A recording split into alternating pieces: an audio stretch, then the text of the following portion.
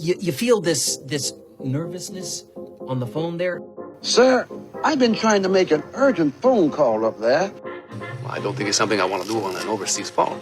You gotta make some phone calls. Hang up the phone. Prank caller. Ladies and gentlemen, welcome once again to Packernet After Dark. This is the call-in show at the Packernet Podcast Network. If you'd like to call in, if you'd like to participate in the show, please feel free to do so. The phone number here is 608-501-0718. New callers go directly to the front of the line. We don't have any new callers today, so let's get started with Jared, the Uber driver. How it is, Jared, the Uber driver from Texas. So I didn't see the podcast today. I'm catching up on Packernet After Dark from yesterday. Today's the 27th, so from the 26th. I didn't see. I don't know if it was the same person that maybe you were the one that sent me the message on social media, but that does happen sometimes. I had to go back and check because I thought, oh crap, it didn't get uploaded again. I did upload it, so I don't know if you know, sometimes different platforms have issues where it just doesn't pop up for people. Very annoying for me, obviously very annoying for you. I don't want to put it on you to be like, well, try all these different things because sometimes I do miss, you know, or whatever the case may be. But if you have a secondary thing or whatever, maybe just poke around. I don't know. I don't know why it does that, why there have been issues on occasion with the podcasts popping up or not popping up. I'm not entirely sure why that happens, but hopefully you were able to find it. If not, you know, maybe just shoot me a message, Jared, and let me know, and I can try to see. I have not. I missed one Packernet After Dark, and that's it. So if you've missed anything else, any regular episodes or anything, there's an issue. So I want to make sure that gets resolved because obviously a lot of work goes into this, and I don't do it for nothing. Well, that's today, so watch out. Nate might come back and be like, hey, what's up again? I don't know. I know you're plenty busy, and I know kids are a handful. Talking about that, my son, he's 5 months old. He's getting a small procedure tomorrow, but prayers would be great. Thank you so much. Absolutely. But also, one thing that's a positive about the Gannon's hire, like everyone said, like he was a coach before, or like head coach, but also he was under a lot of different systems, so hopefully he can pull stuff from all of that and, you know, maybe make a defense as good as it can be. You know, it's players, not plays or whatever. Hopefully put everyone in the best position they can get. And I think, you know, the issue with that is sometimes like you'll have a great design in your head and you're like, I got the players to do it, and then it just doesn't work and you keep trying it, and hopefully that doesn't happen. Hopefully he can adjust. But anyways, that's all I got. Go back up. Yeah, and the good thing, you know, because pretty much everybody's been through a lot of different systems, right? It's not unusual. A lot of people have done a lot of things. They've been for 3, 4, 5 different NFL teams, 2, 3, 4 college teams. But not everybody, I think a lot of them end up with relatively rigid, not to say that they're not adaptable, but relatively rigid ideologies. The cool thing about Gannon, at least his reputation, we'll see what happens, but based on, you know, especially Arizona, is that he is willing to be very experimental. You know, it's not just a matter of here's my scheme and here's how to apply it to these, you know, 11 guys or whatever. It's a lot of outside the box thinking. It's a lot of, you know, again, not saying here's what I do because I learned it from so and so and how do I apply it to the people. It's he seems to want to be more on the innovator side of things, which is awesome. It's very, very awesome. Now, it has to work, but I think so far it has. I mean, he's shown and proved to be a successful innovator. Maybe not as much in Arizona, but, you know, that's a pretty bad situation over there. Hey, Ryan, this is Dakota, that nerd in Tennessee. I just saw on Twitter that Sean Payton fired his offensive coordinator, Joe Lombardi, which it struck me as strange, mainly because I'm a fan of the Packers. But it struck me as strange because Sean Payton, I mean, that situation is similar to the situation in Green Bay, right? So Sean Payton calls the plays. Joe Lombardi did not call plays, but he was the offensive coordinator for 3 years. I did a little Googling, and Sean Payton had stated that the firing was due to frustrations in inconsistent, like, run games or something like that, or the run stuff. And, what was it, a lot of drops? Because that's something I guess Lombardi would do, is lower the drops. Man, somebody's calling me at work. I'm going to call back. Let's see, I could hear that. All right, part 2. It wasn't nothing but spam. Ugh. Anyway, there's Dakota that nerd again. But so Lombardi did not call plays, but the onus for the inconsistent drops, the consistent drops and the inconsistent running game was put on his head. So he was fired after 3 seasons. So, and I guess it struck me as weird because I don't see that happening in Green Bay. I mean, maybe he will get removed, but we weren't as successful as the Broncos this season. I know they had a better defense, but Bo Nix was a good quarterback. I mean, as far as we know, he was decent enough. So it struck me as weird, and I'm really dying to see what that coaching change is that who was it, Nomofsky or somebody reported that Matt LaFleur was still trying to take care of. By this time, Stenavich did not get the head coach or offensive coordinator, whatever it was for the Titans. Somebody else got it. So I'm kind of curious. Anyway, it just struck me as weird. I wonder if you had any thoughts on those parallels and the differences between those situations. Anyway, peace. Well, again, it's always hard to know because I have no idea what's going on with Stenavich. I don't know what he does, what he doesn't do. I saw somebody make the comment, well, that's why he should be fired. Well, no. I mean, his job is not to tell me what he's doing. It's just the problem is my ability to evaluate it is almost zero. So I can't say how similar it should be. You know, we can.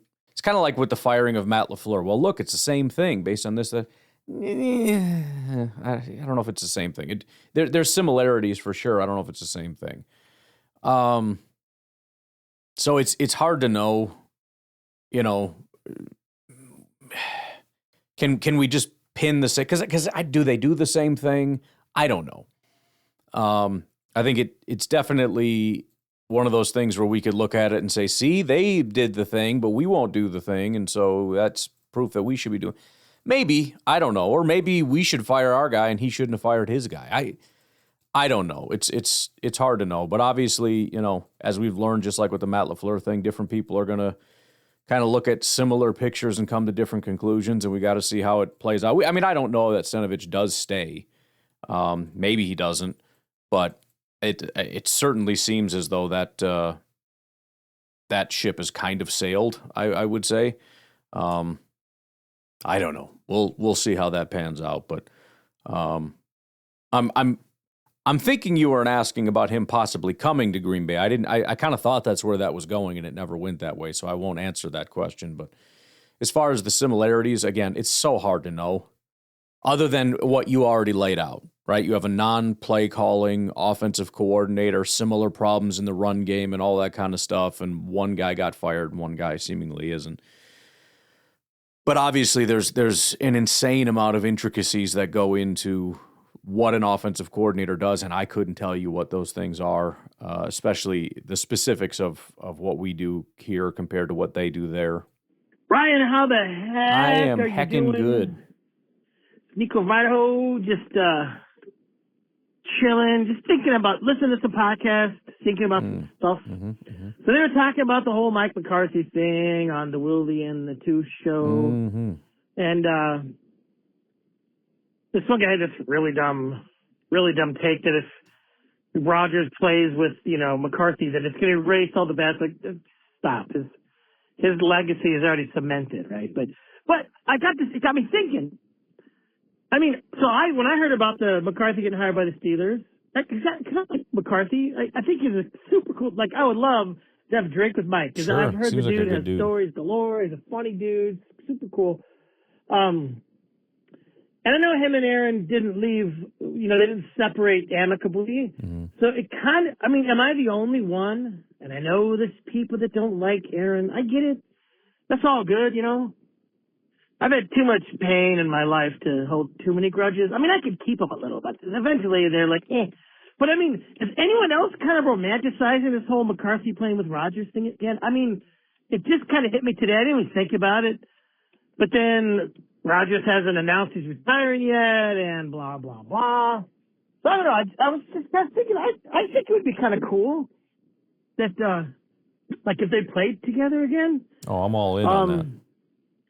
I think it's a good move for them to hire McCarthy only because as good as Tomlin was, especially when he was a newer coach, I mean, never having a losing record for like 90 years is pretty good too. If they can help them develop a quarterback, with bringing Rodgers in, if he can help them too, I know that's not Rodgers' job. I don't know. Am I the only one kind of geeking out a little bit about those two playing together? I love it. And if they did, I'm not going to lie, it was kind of fun watching Rodgers play the few times I did this year, a few times I was able to. Because there's times that, I mean, just, it's kind of like watching Freddie Couples swing a golf club, Yeah, it is. It's just something smooth about the guy watching him throw a ball. I know he doesn't run as good, but so neither do I. I don't know. Just, am I the only one kind of geeking out about that? What do you think?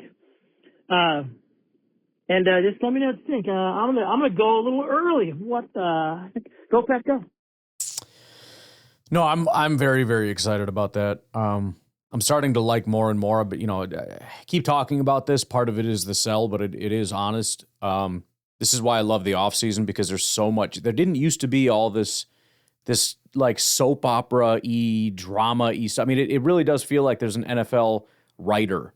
You know what I mean? It's like The Office when it wasn't until like, season whatever when Pam and Jim finally got together. It was, they're with so-and-so, and then there was so-and-so, and then they break up, and then finally they get back together.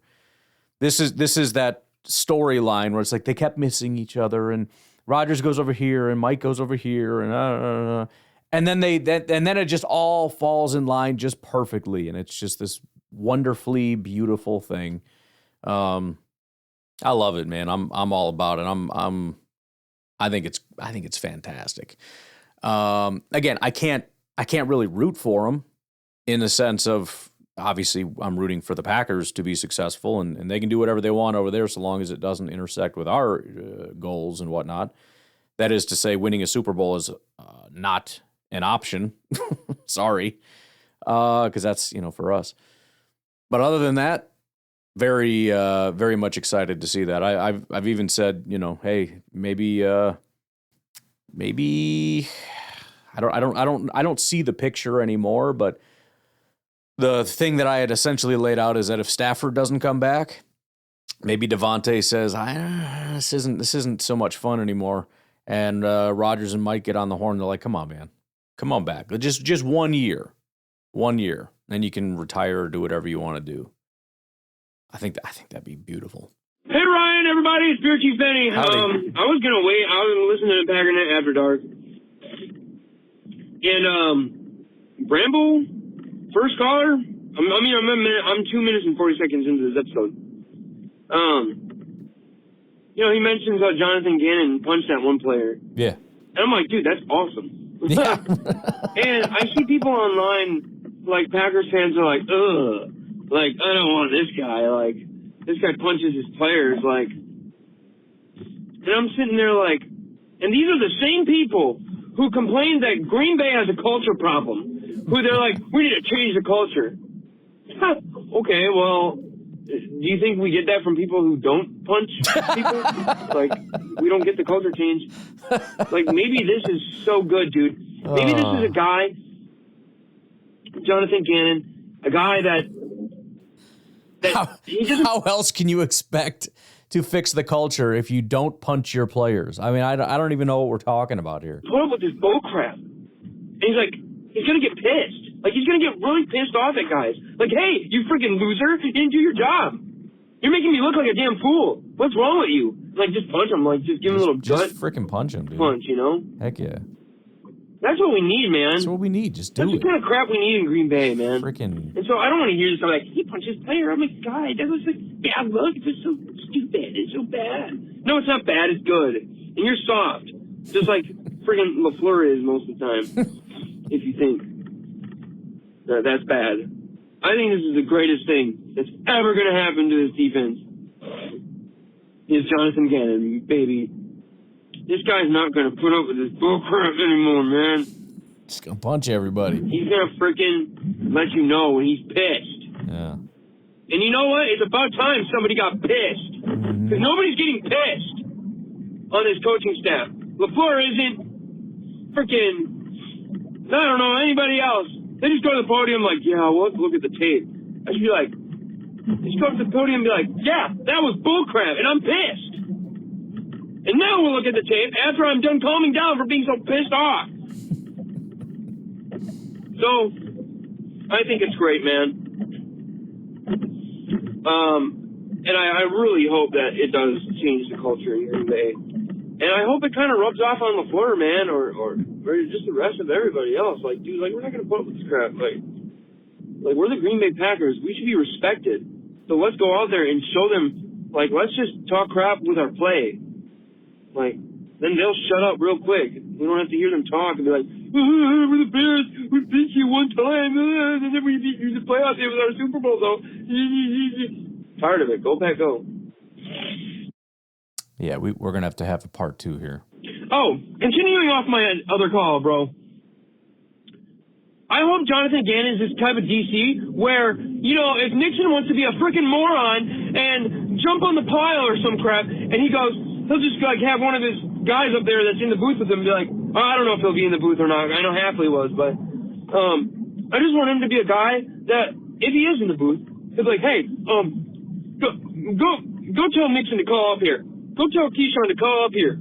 He goes to the phone and he goes, hey, Keyshawn. Oh, hey, coach. Are you freaking stupid? You have rocks in your brains? What are you doing? I hope he's doing. That would just be awesome, dude. If he's just that kind of guy, like, or if he's just screaming at him. If he's on the sidelines, if he's just screaming at him on the sidelines, like, dude, you freaking moron? Are you stupid? Do you realize that we're only up by freaking 4 points right now, and you're gonna do that bull crap and let them right back in the game? Freaking idiots. I don't know, dude. I think it's what we need. And I don't care what anyone says, to be honest with you, man. Yeah, that's fine. We just need a hard ass. Maybe that's what we need for this defense, dude. All it's going to take is, you know, and this guy's probably got a pretty good enough mind with play calling as a DC that, you know, everything else will work itself out. But, like,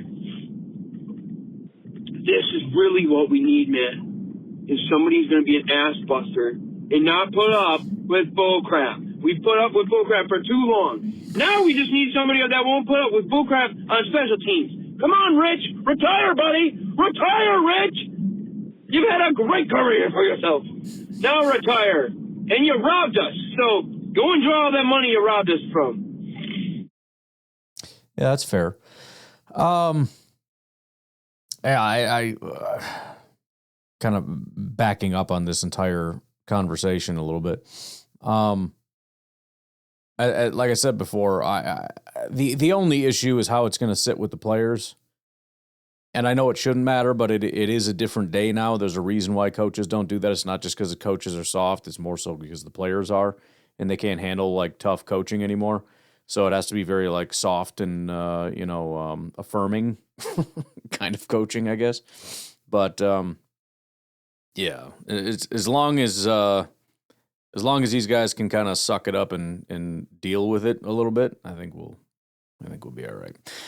But it is good for the sake of again, we need the fire, we need the passion. It would be a little weird to get punched by the like fire in your gut, choo choo choo guy a little bit. You know what I mean? Like, maybe you just don't touch me. How about you keep your freaking hands to yourself? Just a thought. All right, we'll take a break. We got Kyle from Madison. Hey, what's up, Brian? It's Kyle from Madison. Just another beautiful day of -7. Mm-hmm. This is, and I know you like winter. No. This is like the 6-week stretch where I'm like, nah. Yep. To hell with this. No, it is. It's always, so usually, and I swear it wasn't like this when I was a kid, but it feels like the last like 5 years or so, every December, the conversation is, this is nice. It's not cold. It's there's like no snow. This is a mild winter, and I love it. And then like January, from like, I don't know, early to mid-January through like mid-February, it is the most frigid hellhole. And you've got these big snow dumps and it just makes sure that everything is coated in snow and frigid and icy and cold and horrible. And it just freezes the hell out of the state. This is, if any bugs have survived, this is when they all die. This is the absolute worst part of winter. And every December I fall for it. Every December is like, oh, it's going to be a mild winter. It's going to be great. It's going to be just like this. It's going to be, 24 degrees, no snow, and then it's spring one day and the birds are chirping. At least we do get some sunshine, I will say. Yeah, I'd rather have it be freezing with sunshine than like and no wind, 48 and raining and no sun though. Yeah.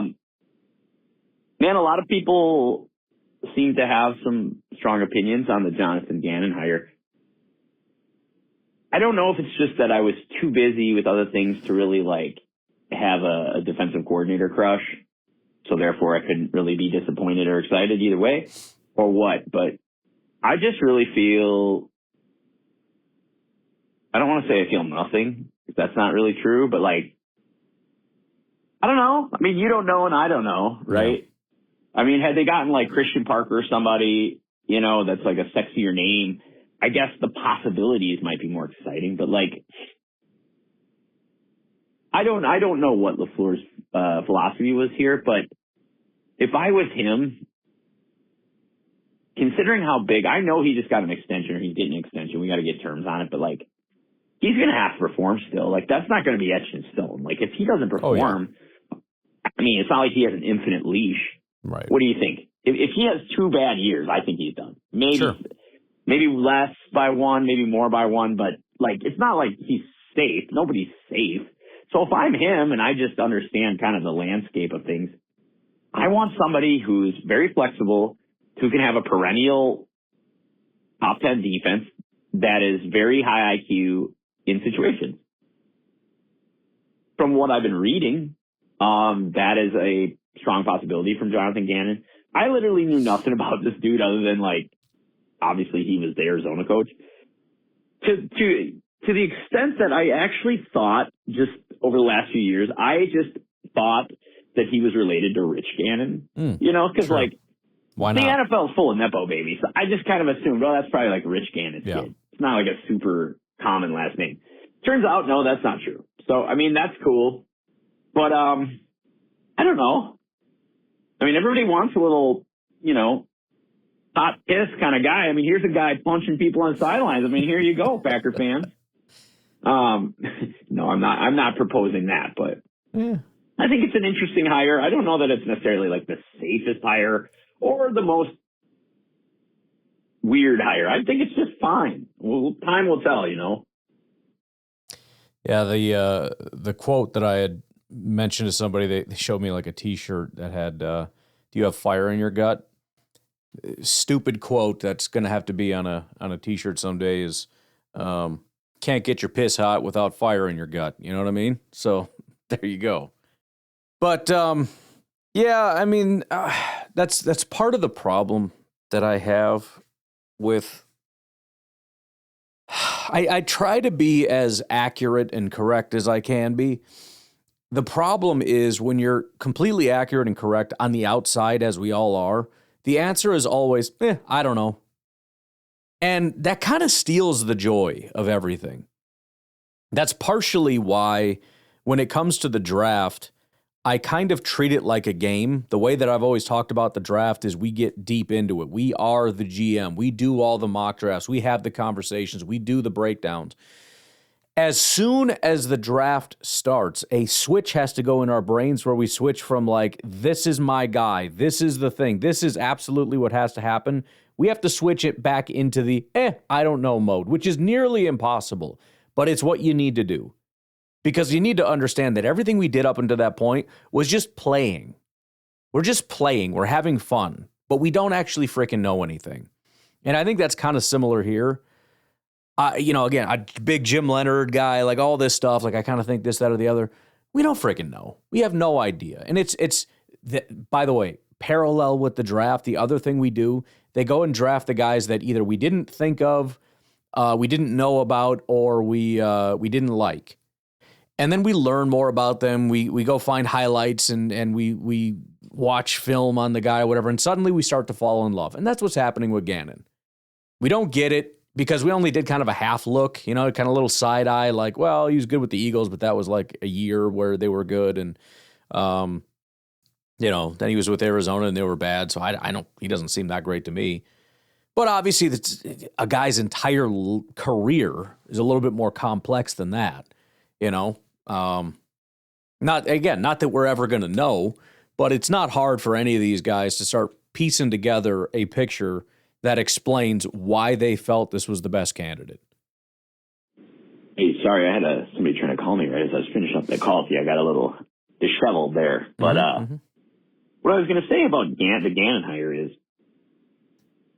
I think it's easy to dismiss this as like another Joe Barry hire. I'm not so sure about that. Well, like I said, the Joe Barry thing, Joe Barry was terrible as a DC. Gannon was never terrible. He had a bad stint as a head coach. Joe Barry had like 3 different stints. Maybe it was 2. I don't know, but he had a lot of defensive coordinator experience, and it was all bad. Like every single team he was a defensive coordinator for, and every single year as a DC of those teams, it was bad every year.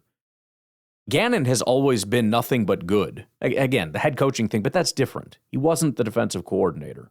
Well, like I said, I don't know. You don't know. Nobody knows how this is going to go, right? There's no right or wrong.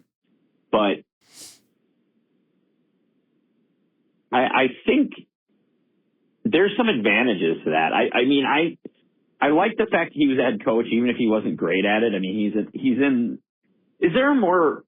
Well, than the Raiders. There's always the Raiders, I guess. I was going to ask if there's a more toxic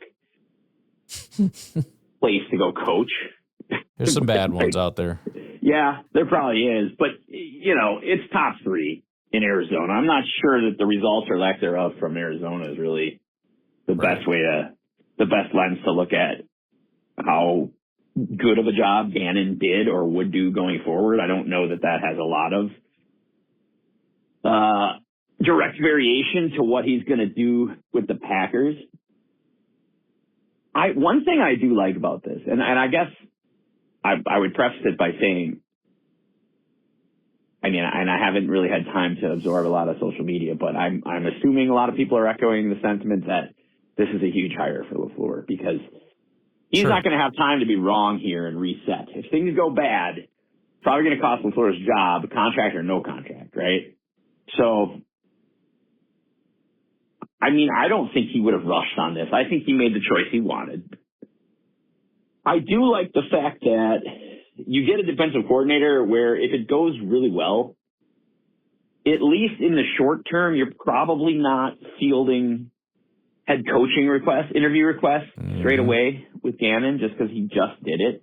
And there's probably going to be that period too where there is the call, but he's not going to win the job. You know what I mean? It's going to be like Flores getting the calls and all that stuff.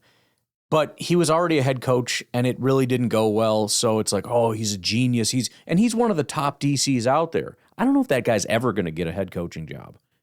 He didn't this cycle. Maybe next cycle. I don't know. that assumes they stay on top. But I genuinely don't think he's ever going to be a head coach just because of his reputation. But, obviously different circumstances, but it's a similar thing where, we know how it went with you as a head coach. I would love to have you as a DC, but that's not the question. The question is, do I want you as a head coach? I think Flores, that would have been cool. Did anybody actually think that was going to happen? I did not entertain that being reality for a second. But, Flores, he'll probably get some head coaching offers eventually if he keeps up the play level with the defense. So it'll be really interesting to see what Gannon does. It's not like the super exciting hire, the sexy pick, so to speak. But like I said, man, if all he's got to do is have a smart defensive style that can be a perennial top 10 team and that can play complementary football with our offense. And the sky's the limit for this team. So it's exciting, I think. It is, and I'm getting more and more sold on him as time goes on. I really, for a while there, I think it was even yesterday or 2 days ago when I was talking, I'd kind of alluded to, I'm really starting to worry about this, and feeling like it's just I don't know. It's just I had a very uneasy feeling about it, but I'm starting to at least see the vision to where it's like, okay, whether it works or not, I guess it remains to be seen. But I can see where this actually makes a lot of sense, and I'm excited about that. I'm excited to see if this picture, which is the hardest part, is trying to get the picture of like, why are we even doing this? How is this supposed to work? How is this? Now it's like, okay, I can see where this is the best situation, and it's awesome. Whether it's going to be that is the question. But I'm excited that it's the best case scenario is unbelievably good. It's just a question of, can we hit the ceiling or not? Ryan, this is Kyle again. So, I've been just last couple hours since I called you, really been just thinking about this roster for the Packers. Like I said, I'm mid on the Gannon hire, and that's not because he's mid. It's just, I get it, man. Like, he's a low ceiling guy who's had some really high moments, and that's probably what you need right now in Green Bay if it works out the way that it should. We'll find out. The roster, Gutekunst took some swings that you can understand why he took, but unfortunately, some really key things haven't worked out, and that's really painful. Van Ness hasn't taken that step, and obviously we know what JSN is doing for Seattle right now. So, that's a painful one. And it's even more painful when you see how wholly inadequate Rashawn Gary has been for that contract. You've got a huge hole in the middle of the defensive line. You've got holes on the offensive line, which is such a shame because statistically you've got one of the best clean pocket quarterbacks we've ever seen. And yet he's got guys in his face the whole game. See the Detroit game on Thanksgiving, by the way. And still executing at a really high level. You desperately need a cornerback. And of course, you've got not a lot of money in free agency, and you don't have any first round picks next 2 years. So the normal levers you can pull just aren't there necessarily. However, I also then have to think, well, let's go back to week 14, right? When we're putting belt to ass in Denver through 3 quarters. Then you lose Watson. Then you lose Tom. Then you lose Micah. Next week you lose Jordan. You already lost Jenkins and Wyatt. Reed was out for most of the year. That's not like, dude, anybody that's like, dude, next man up, bro. Like, yeah. No. That's like some Madden BS thinking. Yeah. Those injuries are a structural amputation. Okay? You don't win. No team wins with those losses. That's just not true. And I guess my overall takeaway, like, every team I know has roster holes, right? I get that.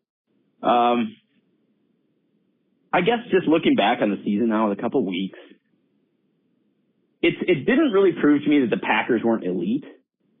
It just proved to me how small the margin of being elite is in the NFL now. It's so small. Mm-hmm. And it's going to be just really interesting to see how the Packers writ large handle the next 4.5 months.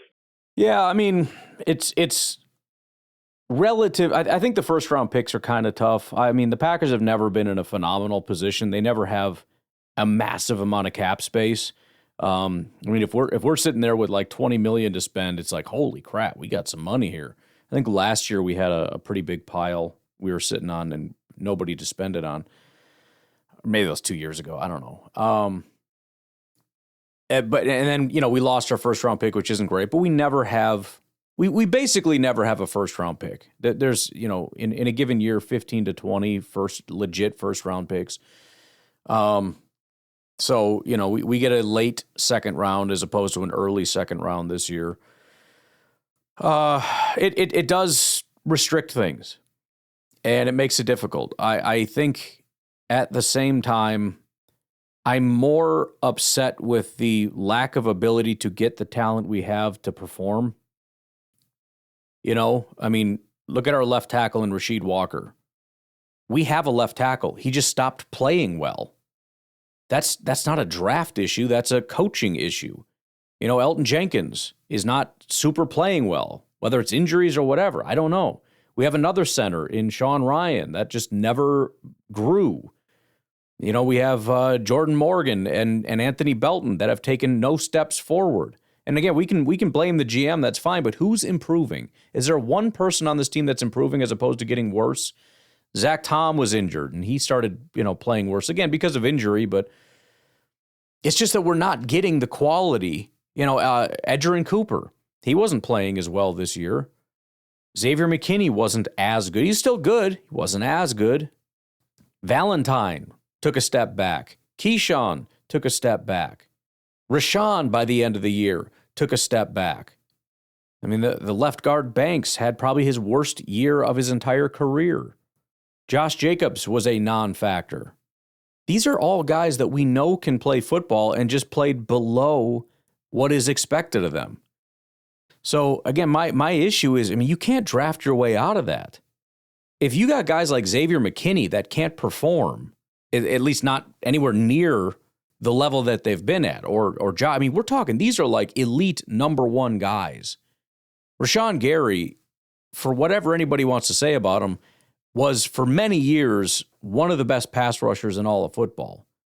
That dude didn't have a sack for like the entire second half of the year. So we need to fix that problem first. We need to fix the issue of making sure we're getting the best out of our players. Then we can start worrying about the players, because we can throw as much talent at that roster as you want. If everybody's just going to show up and underperform, it doesn't matter. You can't draft your way out of that. I mean, we could have zero draft and zero free agency, and we have enough talent on this team to go win if we could just get the best out of these players. We have a running back who is the number one running back in football for multiple years. We have a safety who is the number one safety in football for multiple years. We have an edge rusher who's maybe the best edge rusher in all of football, except maybe Myles Garrett. We have Edgerrin Cooper, who is one of the best linebackers in football as a rookie. We have Jordan Love, who is a top 5. He was top 3 quarterback in the entire NFL. Zach Tom, who's one of the best tackles in all of football. Tucker Kraft was one of the, I mean, he got injured, but one of the best tight ends in all of football. Christian Watson, when healthy, one of the best wide receivers in football. Like, I don't give a damn. You have the pieces. You have to just do something with it. Yeah, Gutekunst has to go out and continue to try to patch and do this and that and the other thing. But, man, this freaking coaching staff has got to get these guys playing better. Take a break. We'll be right back.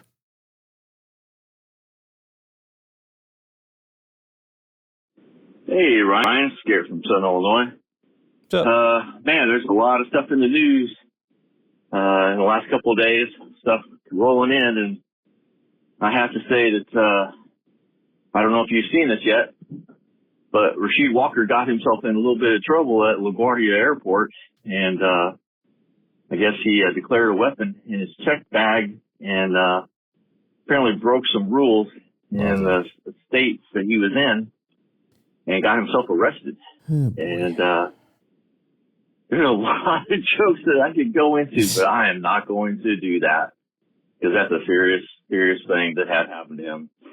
But I didn't know if you had seen that happen or not. No.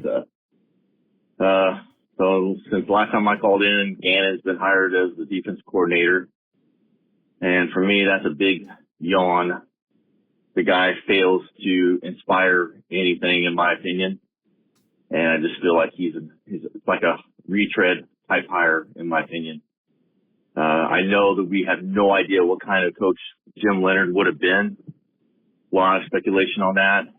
But I'm kind of with a lot of guys. I'd rather see somebody that's new, that has a different outlook on stuff, point of view, than somebody who's been recycled through a bunch of teams. And it just seems like probably their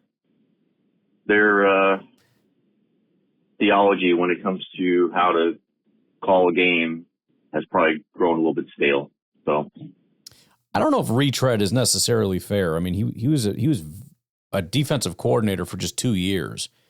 And then he went on to be a head coach, which is an entirely different thing.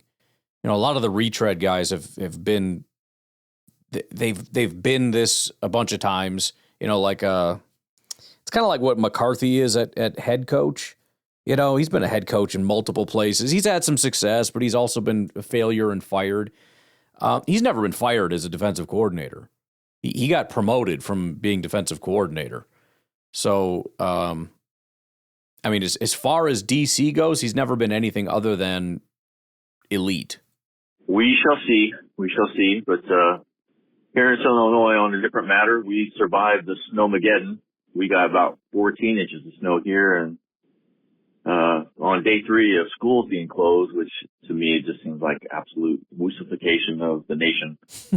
Back in the day when I went to school, even if it was like minus 20, we still had to stand out at the bus stop to get picked up by a bus, waiting there for at least 20 minutes.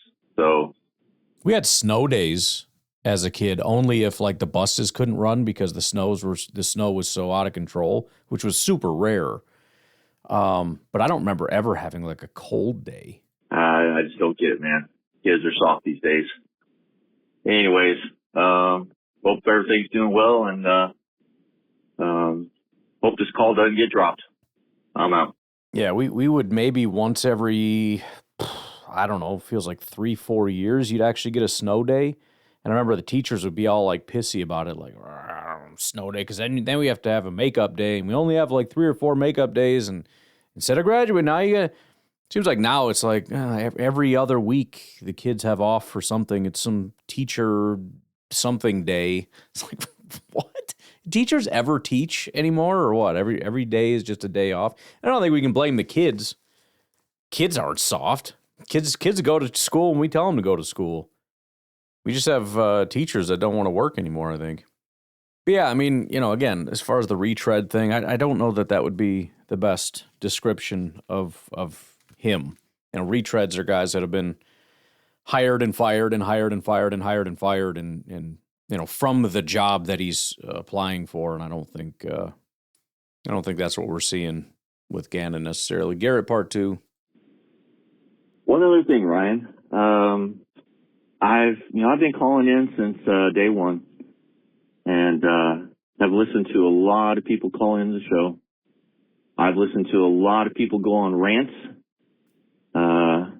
Namely, I think one of the most entertaining rants for a while was Jersey Mike. But Jersey Mike's, he just pales in comparison to what Chris did. I have never heard so many people call back to back to back to back to back, and first thing out of their mouth is like giving Chris some high fives. And dude, I would be the first one to vote, Ryan, for your Hall of Fame for callers for Packernet After Dark. Chris would be a first time ballot for sure. He would have my vote. That was epic in ways that most of us probably don't care to repeat, but we will always remember that rant. Always. So, Chris, here's one for you, guy. Go, Chris, go. Well, especially since it's not his style. You know what I mean? He's not a big ranter guy, you know. There's certain guys, like you said, like Jersey Mike, that's kind of their thing. They call in, they got they got stuff on their mind for sure. But yeah, that was unusual and I think cathartic for quite a few people. That was pretty legendary call for sure.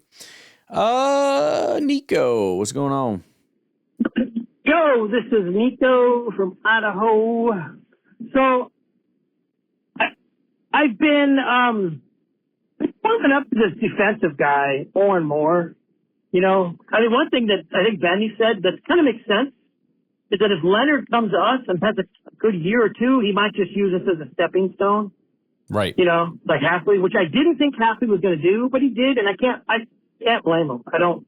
No. Anytime someone can better their thing, better their, you know, status on life, their position, I'm all for it.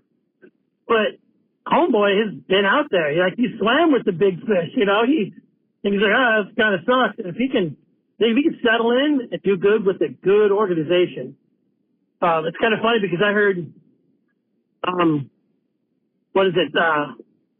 one of the local, I think it was Wildy, talk about how, like, Aaron needed to go to another organization because he was kind of mad at Green Bay, and he went to an actual shitty organization. He was like, oh, wow, I guess I didn't have it so bad. So exactly. I think our new D coordinator might have a little bit of that. I'm like, hey, dude, if I can make good money in a place that wants to win, I think that's a win-win. So I think Benny had that one nailed. And I saw a thing on a couple different things on what this dude does. And they said that, you know, his defensive strategy or his defensive style will accentuate some of our already gifted dudes. And the three players he mentioned was Luke Van Ness, who anybody that can make him better, I'm all for. Obviously, he didn't mention Micah Parsons. I don't think there's a defensive scheme in which Micah Parsons won't be elite as crap. Yeah. I just watched the Football Life on him. Talk about him as a running back, how wherever he went, he was just a beast for like 90 times a year. I mean, just, dude was insane. And then he would just play both ways. Hey, I'm going to be a running back and I'm going to sack the quarterback 4 times a game. Guy was just a freak. But I think he'll do good in any defensive system. But it was Luke Van Ness, Edgerrin Cooper, and Williams. I think those 3 dudes you could almost build the defense on. Especially Van Ness could be the guy. I think the other 2 guys kind of are the guys. But I don't think Van Ness is, but I just think he's got potential. And really that's about it. I was going to say something too and I forgot. But anyways, I'm kind of warming up to this guy. If he can settle in and just win for years, bro, just hang on to your horses because we want to win for a long time. So, hey, man, let's go. I don't know why my phone is beeping like a Dutch. Yeah, we just got to get our own little Steve Spagnuolo over here, you know what I mean? Like the guy had phenomenal production from his defense and just never left. Stayed there and was good, along with all the rest of the Chiefs guys, and just won Super Bowls and just had a good old time with it. Just got to have one of those situations. And, you know, like has been said, it's hard to get continuity with the defensive coordinator because either they're bad at their job, and then they get fired, or they're really good at their job and they get hired away. Seems like the only real, outside of where we're at now, the only other alternative is they're like, okay, you know, and you're kind of settling. Not good enough to get hired away, but not bad enough to really get fired. So we just kind of settle and go along with it. And nobody friggin' wants that. So how do you get like a really good defensive coordinator that doesn't leave? Well, you find a guy that's been a head coach, hated it, and sucked at it. So nobody really wants him as a head coach. And also they don't really want to leave because you're over here winning championships and he's making a bunch of money just living the high life. So let's give that a shot, shall we? All right. I am going to leave it at that. You all have a great rest of your night. We'll talk to you later. Have a good one. Bye-bye.